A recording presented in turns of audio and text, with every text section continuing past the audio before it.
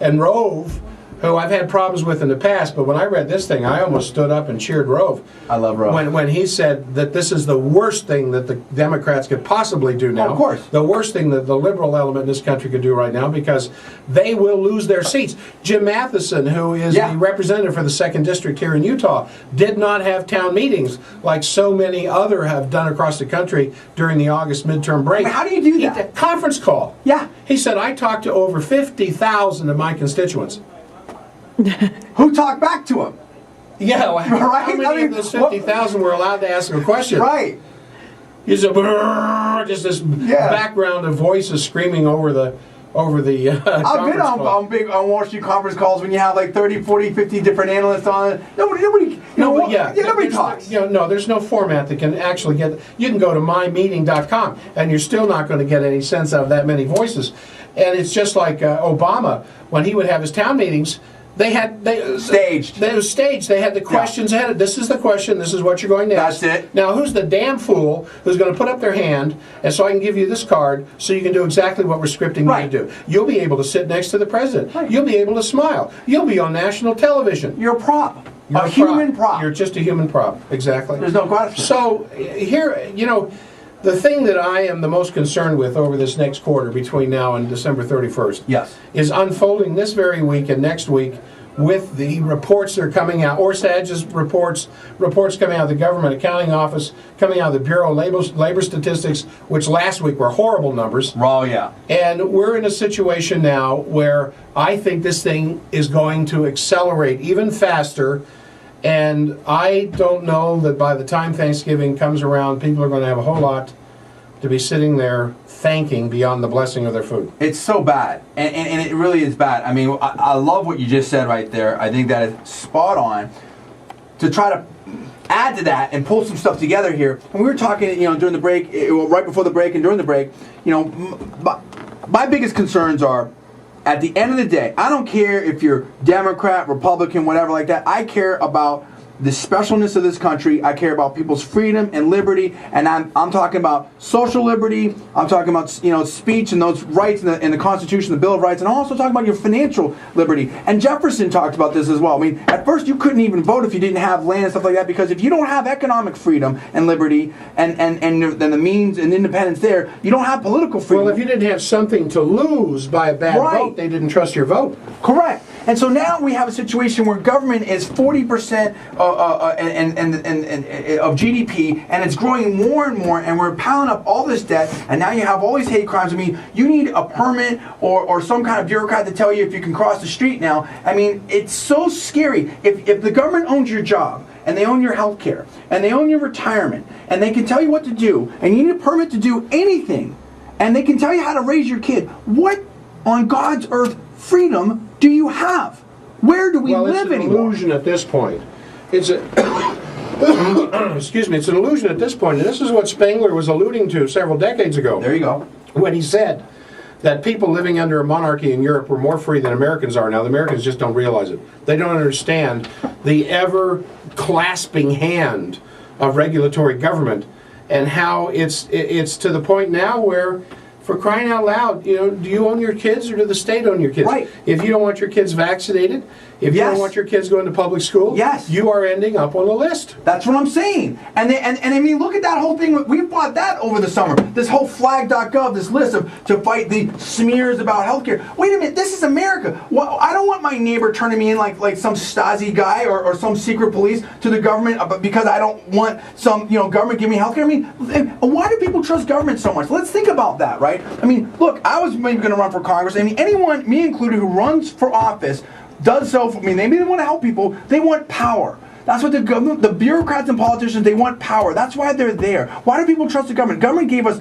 the post office, which doesn't work as good as FedEx or UPS. They gave us Katrina. They gave us FEMA. They gave us Fannie and Freddie, which screwed everybody up and went bankrupt. They gave us Social Security, which is going bankrupt. They gave us Medicare, which people like, but that's also going bankrupt. I mean, what on earth can government do right? People have to stop and stop believing in fairy tales. The fairy tale that there's some huge amount of unlimited money out there that Obama has, the government has, is going to come in and make it right. The bottom line is this. It comes down to you and me, individuals. You need to believe in yourself. You need to get educated. You need to do hard work. I mean, it's like that old saying, if you want something done right, do it yourself. It's really that simple. Stop looking for someone else to solve your problems. Stop saying, hey, government's going to take over everything. They're going to make it, but you need to make it better. You're the one that's going to take care of your life, that's going to get you in shape, that's going to put money in your pocket, that's going to get you the job skills, that's keeping your job. No one else that's going to raise your kids, that's going to educate them. No one else is going to do it right. When we get back to that, to empowering individuals, see, that's what conservatism and libertarianism is all about. Empowering individuals, believing in each and every single American out there, whether it's the truck driver, the bus driver, the nurse, the teacher, the cop, the fireman, instead of some bureaucrat or politician, some narcissist in Washington, whether it's Obama or someone else, to take away everything, to praise him like these little kids of some holy leader, that they're indoctrinating the kids in these schools. That's craziness. And now, like you're saying, it's become international with these global cartels that are trying, as anyone would want to do with that kind of money, to protect their own interests, regardless of national sovereignty or borders. Well, yes. Now,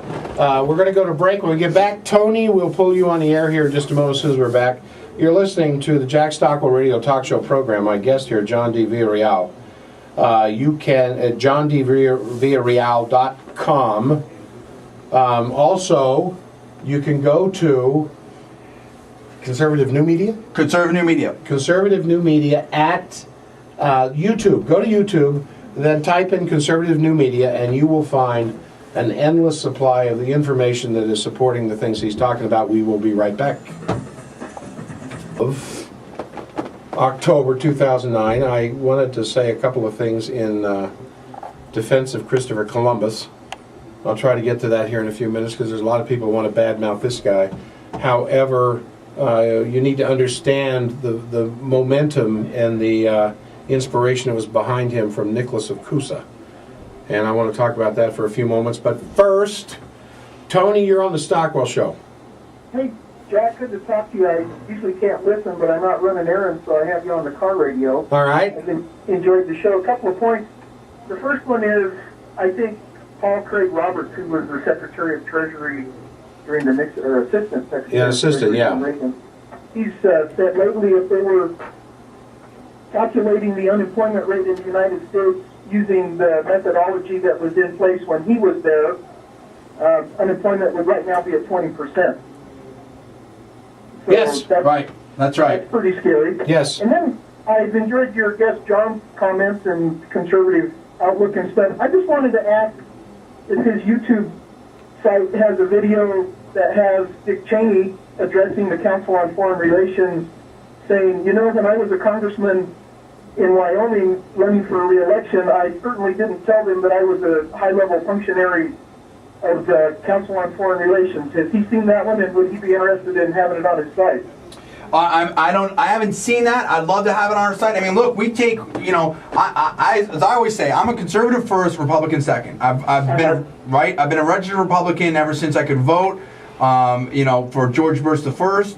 And but I mean, I'm a conservative first. We take the Republicans to task whenever we need to. If there's something that's going on with Dick Cheney with the CFR, we'd love to take a look at it. I mean, I think that people need to be aware of what our leaders are doing, right, left, and center.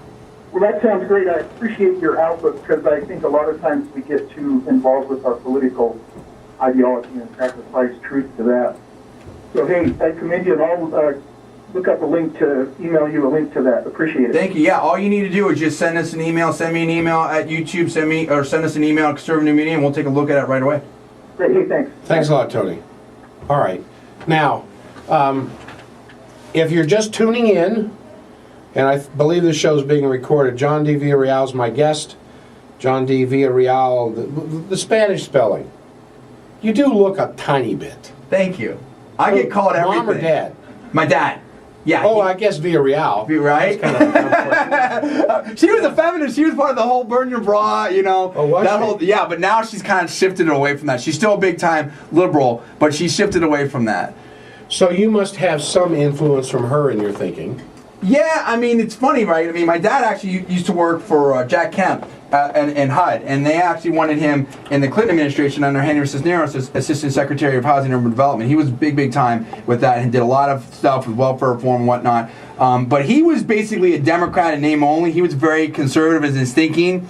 You know, I mean, he basically was raised in the barrio of San Antonio, and his family, his parents came from Monterrey, Mexico. So we're like, you know, part Mexican, part Aztec, Tarahumara on that side. But I mean, he worked ever since he was a kid, and you know, he believed that you need to have 3 jobs, and like that's not enough, right? On my mom's side, primarily German, with some, you know, English, Irish, a little bit of Dutch and Russian. I think Peter Stuyvesant, the first governor of New York, was one of our relatives, and we, I think, had relatives actually on both sides of the Alamo, so that was kind of fun. But you know, both of my parents are, you know, genius level, whatever like that, in both their sides. But my mom is very Catholic. They're sort of like the liberal Catholics, you know, like, hey, you know, we need to feed everybody, clothe everybody, that kind of thing.